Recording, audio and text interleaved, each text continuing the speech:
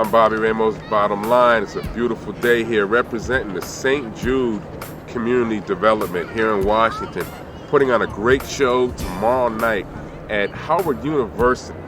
The prestigious, the well-known, the one and only Howard University at the Crampton Auditorium tomorrow, the 16th, from 6 to 8 p.m. They have an action-packed show, but the main person is a cat you will not believe. You will not believe this kid.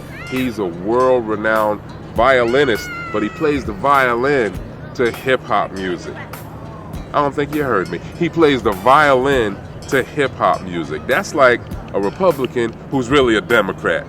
This kid has an eclectic mix. He's the real deal. He's personality galore. 27-year-old brother from the Bronx, New York. He is the real deal, and this is being put on by St. Jude Community Development, a great organization that does a lot to help the community, to help the youth. They put clothes on people's back. They feed families. They fight against domestic abuse. This is a real top-notch organization, and it's going to be a top-notch show tomorrow evening. It's a grand arena, a grand show, and a grand organization. My name is Bobby Ramos, and I want to welcome you tonight to the interview. Thank you for your time. We're here to talk about the St. Jude Community Development Corporation. Tell us, first of all, who you are and what your positions are.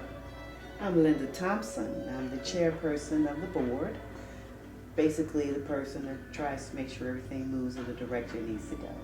Okay, sir. My name is French Thompson. I'm the director of marketing, and I do the outreach into the community, both local and around the region. All right. And my name is Pam Price. I also sit on the board, and I do community and business development. I go out and figure out how we're going to raise money. All right. What is your organization about? Tell us about your organization. Well, first of all, let me say thank you on behalf of the board for having us. We are looking forward to this great program on tomorrow, and we thank you for the support that you have given us in this endeavor. St. Jude Community Development Corporation is a very young organization when you think about the things that we have been able to do. We have been really active for about 2 years. And what our theme is, connecting the community step by step by connecting resources that are available to those who are in need. We don't think that it's necessary for us to reinvent the wheel, but we certainly believe that we can help people who are already in programs, outreach programs, to connect to those who are in need. So our focus is to be a bridge to those who are in need and help them to find the resources necessary and to provide resources to those organizations who are working in various areas that we are very interested in. We have a very keen interest in domestic violence. We have a very keen interest in our youth.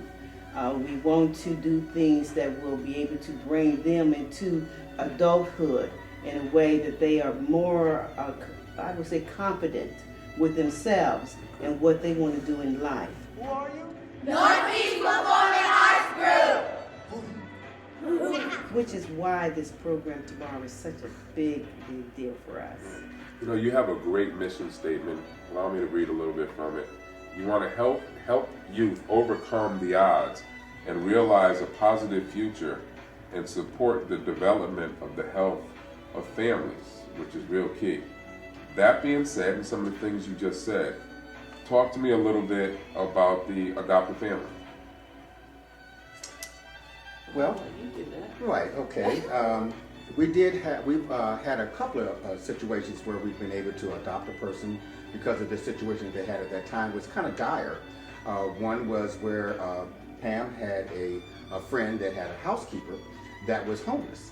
And as she was working there, he noticed that there was something a little bit wrong with her, and he asked her the question, and she kind of revealed that she really didn't have a place to stay. She had kids that she needed to feed, and she didn't know where to turn. Well, because of the association that Pam had with this individual there, he asked us to help. We jumped right in, talked with her, found out exactly what the situation was with her, and was able to identify the resources that she could connect with. Meanwhile, we asked the church to help out with some of the people as far as giving contributions, giving clothes, that they would be able to use those resources until they got with the social work network or with the state to help them out. That's great. I got to talk to you after the interview because I need a little gas money to get home. But anyway, talk to me about the Manna Food Pantry.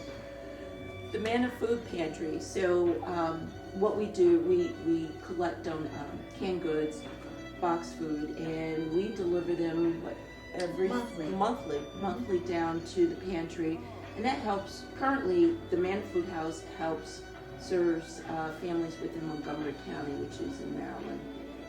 Hopefully, we're looking to grow that part of it into DC and also into Virginia, and help other food pantries along the way. Now, you had mentioned earlier, talk a little bit more about the walkathon, which is coming up next month. You have your annual walkathon against domestic violence. Yes, this will be our second annual. What we do is that it's called Positive Steps to Prevent Domestic Violence. And so we used the walkathon as the theme, or we used Positive Steps as a way to tie in to the walkathon. And what we do is that it is a 2-mile walk where we ask for persons to be sponsored. It's very minimum cost, and we ask for donations. And what we do, we identify an organization that is already part of a network that works with those victims of domestic violence, and we give them a portion of what we raise. Now, last year was our first time, and so we were very excited that we were able to raise over $8,400.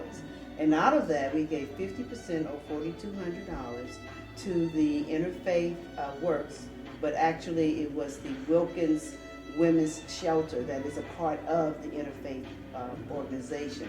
And they had a representative there, and of course you were there as well to be a part of that. And again, thank you so much. But this year we will be doing it again, where we will be raising funds. And we at this point have not identified the organization that we will be contributing our donations towards, but it will be one in which we have probably worked with. We have worked with Sister Place, which is a national organization that deals with the prevention of domestic violence. And so as the board, we would decide which organizations we would like to bless by way of giving them clear donations. Nothing else is asked of them, but just to use the money to have those who need it the most. You know what's interesting? I noticed that you two have the same last name. Yes, we do. Yeah. Isn't that a coincidence? Did you folks see the great documentary that came out, aired on PBS about Jackie Robinson and Ken Burns did? Watch it. It's a great film. But at one part, at one of the openings, they're talking, since we're here in Washington, we're going to see the show tomorrow night. You had President Obama sitting with his lovely wife, Michelle. And she talked about, and I'm looking at you two, and I'm listening to you talk, and I'm seeing your husband sitting there nodding, looking at you nodding. And when you see the documentary, you see Michelle say, well, Jackie Robinson, he was for real, but he couldn't have did what he did without his wife being there. And you see the president do it just like you see nod, because he knows he has to eat when he gets home. Okay, he knows he wants to get into the White House when he gets home without the furniture being moved. And he's the president, but he knows the real president right now, and he's sitting there, and I just saw that. So watch that documentary. It's a great tape. So it's just interesting you're talking about helping out couples and men and women in that situation. Right. But your next major event is this weekend, Howard University, Crampton Auditorium. You are presenting, and it's a great title. I have to make sure I get this right. Different is Beautiful, featuring the one and only award-winning, nationally known violinist, Damien Escobar. Somebody preach about this game. Well, I don't know if I'm the most excited one sitting here, but I will start off. Okay. We are so blessed to be able to have a way to kick off what we call Different is Beautiful Youth Mentoring Initiative by way of bringing in the renowned Damien Escobar to kick it off. We have been looking for a way to start our youth mentoring program. And the brainstorm behind Different is Beautiful is Pam, And she came to me and she said, this is something I think can really be something that we can really kick off. And then once Pam gets an idea, you just sit back, because the next time you hear it, it's going to be full play Program. Gas up the car. Right, gas up the car. You're Right. going to catch up if you can. But tomorrow we are introducing Different is Beautiful. And the thought behind that is that our youth are so tied into trying to fit in or trying to be like everyone else, that being different, we're trying to show them, is actually beautiful. Be who you are. You are beautiful inside and out. Be who you are, even if it's different from the rest of your peers. And so this is the way that we intend to bring in a young, successful, who had to beat the odds to get in front of the world and say, I'm different. I am introducing, I would like to say classical music, but as you say, hip hop, to the world, but to the youth, and say, it's okay. You can still be talented in one area and use it to even promote other things. So here we are, tomorrow, this time tomorrow, yes. We will be at Howard University, but the main thing is that we want to pack the house with young people, because this is really about them. This is really as a statement to them to say it is okay to be different. Different is beautiful. And so we are just as excited about this coming about. We hope that this is an annual event, and we'll see. But at this point, this is our kickoff to Different is Beautiful. Now you spoke to, as I said earlier, we are in Washington, and you talked about how unique this kid is, because as I said earlier, we're in Washington. He's like a Republican who's really a Democrat. He just has a different flavor to him. Somebody tell me why he's so valuable. I understand why he's unique, but why is he so valuable today? Well, I can kind of relate to where he's coming from. This story yesterday was an inner city kid that kind of beat the odds. He didn't follow the gangs. He didn't follow the peer pressure, the bullying. He was able to develop his own skills and his own talents and kind of get out of the hood, per se, and become successful. I grew up in the inner city of Indianapolis, Indiana. And I had some of the same peer pressures where you had the bullying, you had the gangs that were out there, had a few of my friends that died in the fights, shot, killed, and I knew that I had to get out of there. My escape was going to college in Jefferson City, Missouri, to Lincoln University. And when I went back home, I got the peer pressure again that, hey, you got away, so do something for me. But I still withstood that and was able to not necessarily be successful like Damien, but be able to be different. And I find that because of God's blessing me, I'm beautiful within the inside, and I've been able to influence others. So I really applaud what Damien is doing there, because he's using his talents and his gifts through his violin against violence, per se, in order to get that message off to the young folk. Now, Damien is blowing up all over. I mean, he's been on CBS, he's been featured in People magazine, he's been featured in the Huffington Post. What enthralled you to Damien? Well, when I started watching his videos and I was looking at him, of course, I was just like, wow, this guy is just so different. And the more I watched him and I just knew, I said, I'm going to use this guy for something. And then I did my due diligence and went in and I read his story and I said, this guy is just going to be perfect to kick off our event because he's going to appeal to our young people. So it's easier hearing his story, as French mentioned, that how he had to use the violin to get him out of what he was challenged with every day. And so for the young people to listen to him, they'll get it. Instead of us standing up there and said, hey, to them we sound like mom and dad, and they don't want to hear that. We wanted to have someone come out where it'll resonate with the young people. They'll understand that it's okay to not go this way. It's okay to do this and be different and enjoy your life as you do it. And you would understand, you got the man thing going on. You know, he's like, to me, he's like having a Kobe steak with some hot sauce. Yeah. You know, he's like having a Kobe steak with some hot sauce. This kid is just fantastic. Speak about, you have some great performers also that you're exhibiting also.